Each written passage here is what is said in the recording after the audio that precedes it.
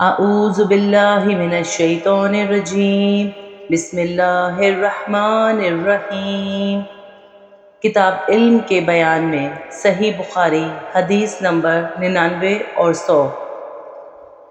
حضرت ابو ہریرہ رضی اللہ عنہ نے عرض کیا، یا رسول اللہ، قیامت کے دن آپ کی شفاعت سے سب سے زیادہ سعادت کسے ملے گی؟ تو رسول اللہ صلی اللہ علیہ وآلہ وسلم نے فرمایا، اے ابو ہریرہ، مجھے یقین تھا کہ تم سے پہلے کوئی اس بارے میں مجھ سے دریافت نہیں کرے گا، کیونکہ میں نے حدیث کے متعلق تمہاری حرص دیکھ لی تھی۔ سنو، قیامت میں سب سے زیادہ فیض یاب میری شفاعت سے وہ شخص ہوگا جو سچے دل سے یا سچے جی سے لا الہ الا اللہ کہے گا۔ صحیح بخاری حدیث نمبر 99۔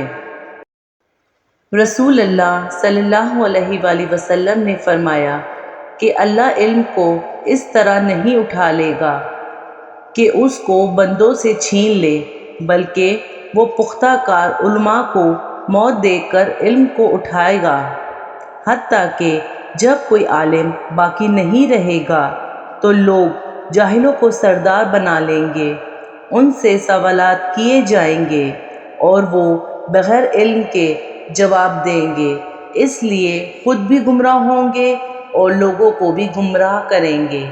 صحیح بخاری حدیث نمبر 100۔